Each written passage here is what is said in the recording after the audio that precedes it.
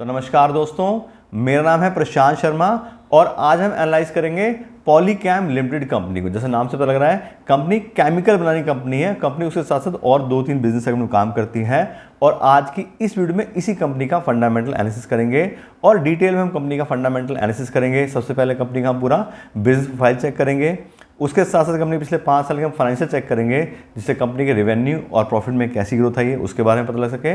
और लास्ट में हम कंपनी की वैल्यूएशन करेंगे कि आज की डेट में कंपनी का जो शेयर प्राइस चल रहा है वो इसकी अर्निंग के हिसाब से हमें सस्ते शेयर मिले या फिर महंगे शेयर मिले।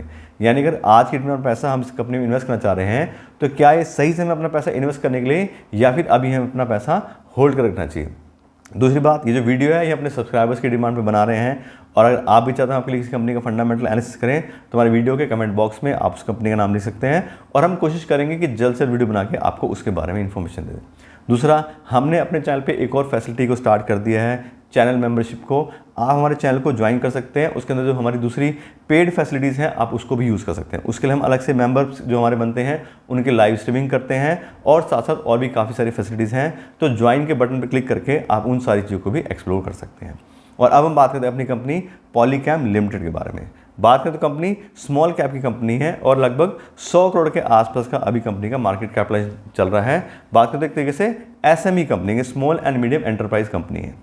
कंपनी मेनली 3 बिजनेस सेगमेंट में काम करती है। पहला है प्रॉपर्टी डेवलपमेंट, दूसरा स्पेशलिटी केमिकल्स और तीसरा manufacturing and trading in capacitor. Capacitor इसको कंडेंसर नॉर्मल भाषा में बोलते हैं। तो कंपनी इन 3 सेगमेंट में काम करती है। फिर बात करें कंपनी के प्रोडक्ट प्रोफाइल की, तो प्रॉपर्टी और लैंड डेवलपमेंट तो कंपनी बिल्डिंग कंस्ट्रक्शन और लैंड प्लॉट वगैरह काम करती है कंपनी। स्पेशलिटी केमिकल्स में कंपनी काफ़ी सारे अलग अलग टाइप के केमिकल्स बनाती है। उसमें पॉलिस्टरन है, LMPS है, एक्रेट सी, SBA-PC, इस तरह के स्पेशलिटी केमिकल्स कंपनी बनाती है। और साथ साथ जब बात की थी कंपनी कैपेसिटर या कंडेंसर बनाने का काम करती है। बात करें तो कौन कौन सी इंडस्ट्री में कंपनी के प्रोडक्ट यूज़ होते हैं, तो जो बात करें ये इसकी केमिकल्स वगैरह की, तो एक कंस्ट्रक्शन में और दूसरे इंडस्ट्री यूज़ में यूज़ होते हैं। कैपेसिटर्स जो है वो ऑटोमोटिव और एरोस्पेस इंडस्ट्री में यूज़ होते हैं कंपनी के। फिर देखें कंपनी की मैन्युफैक्चरिंग फैसिलिटीज़, तो अभी कंपनी में सिर्फ एक मैन्युफैक्चरिंग फैसिलिटीज़ है और ये डोंबिवली महाराष्ट्र के अंदर है।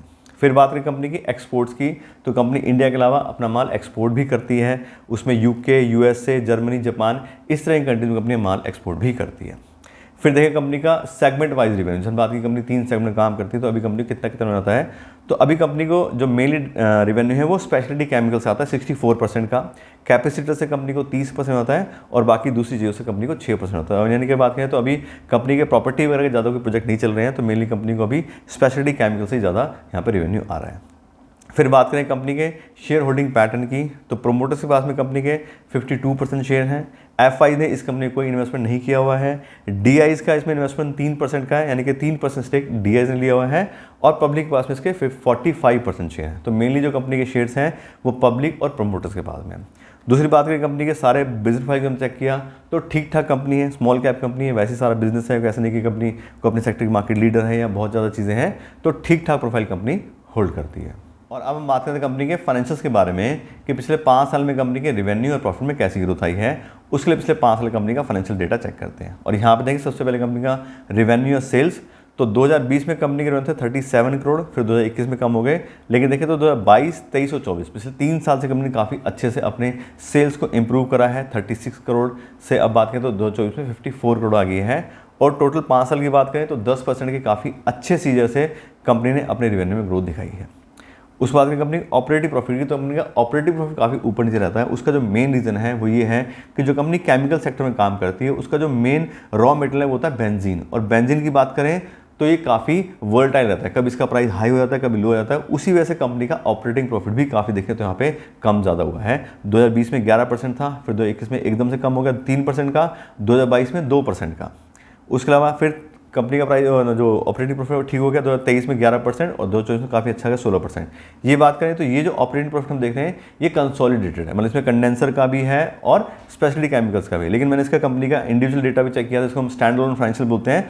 तो उसमें कंपनी को 2021 और 2022 में तो प्रॉफिट हुआ ही नहीं है स्पेशली केमिकल सेक्टर में, तो काफ़ी ज़्यादा वोलेटाइल उस बात करें तो बेंजीन का है, उस वजह से कंपनी की जो प्रॉफिटेबिलिटी है वो डायरेक्टली हिट होती है। फिर बात करें नेट प्रॉफिट की, तो जैसे कंपनी का ऑपरेटिंग प्रॉफिट कम हुआ है उस हिसाब से कंपनी का नेट प्रॉफिट भी कम हो गया उन सालों में।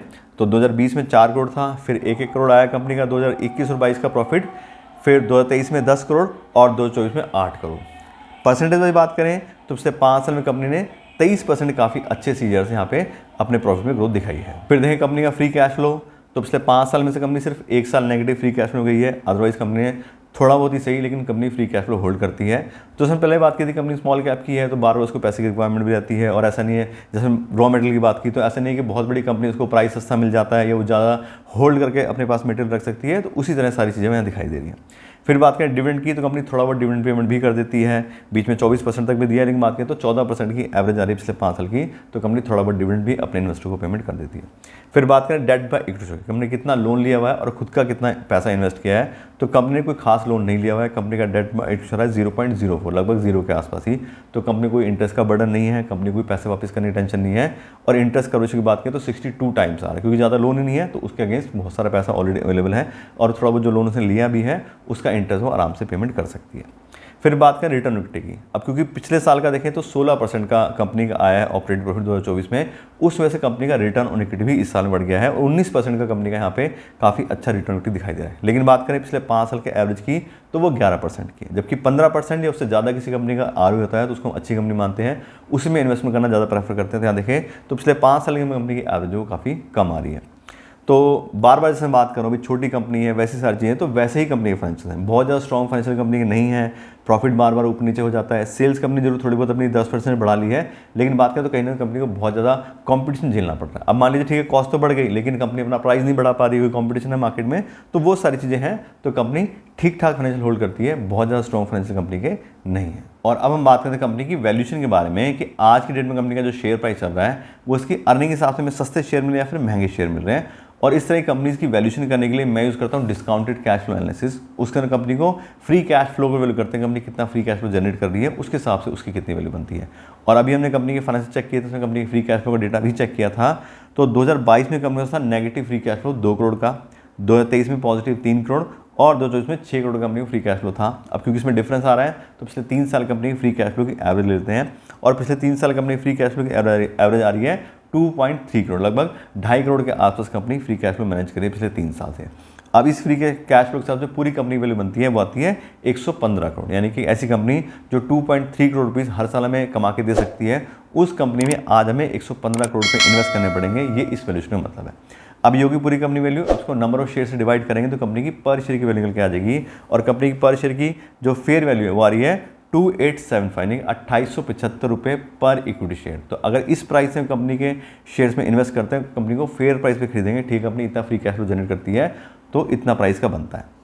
अब बात करते हैं कंपनी के करंट मार्केट प्राइस की कि अभी एक्चुअल शेयर प्राइस कंपनी क्या चल रहा है जो मार्केट में अवेलेबल है, तो इसके आसपास ही कंपनी के शेयर ट्रेड कर रहे हैं 2827 रुपये। हमने फेयर वैल्यू निकाली 2875, और अभी जो करंट मार्केट प्राइस चल रहा है वो रहा 2827, तो उस हिसाब से बात करें तो कंपनी फेयरली वैल्यूड है, कंपनी जितना फ्री कैश फ्लो कमाती है उसी हिसाब से कंपनी का मार्केट प्राइस आज की डेट चल रहा है। फिर बात करें कंपनी के प्राइस बाय अर्निंग रेशियो की तो वो भी काफ़ी कम है, 16 के price by earning ratio company के शेयर्स मिल रहे हैं, जबकि इंडस्ट्री का प्राइस बाय अर्निंग रेशियो आ रहा है 22 का। ऐसी चेक करें कंपनी का प्राइस बुक वैल्यू तो ये भी 2.8 का, जबकि इंडस्ट्री की जो एवरेज आ रही है वो 3.3 की है। तो प्राइस बाय अर्निंग रेशियो सबसे कंपनी सस्ती है, प्राइस बुक वैल्यू सबसे सस्ती है, और वैल्यूशन आप देखें तो उसमें फेयर वैल्यू कंपनी की लगभग आ रही थी।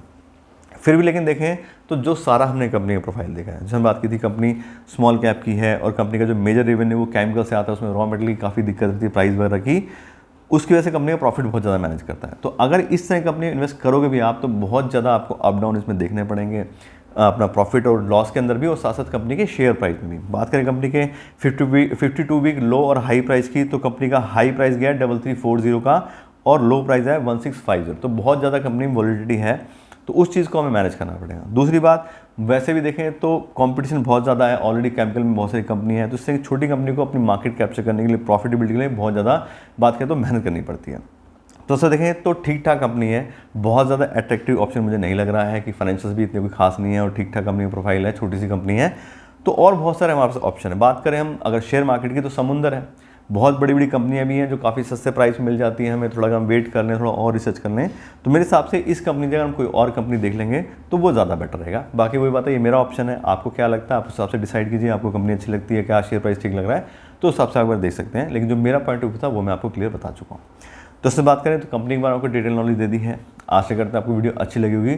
अगर आपको वीडियो अच्छी लगी हो तो उसको लाइक और शेयर जरूर कीजिएगा, और अगर आप मेरे चैनल पर नए हैं तो मेरे चैनल को भी सब्सक्राइब कर लीजिएगा। Thank you. So much.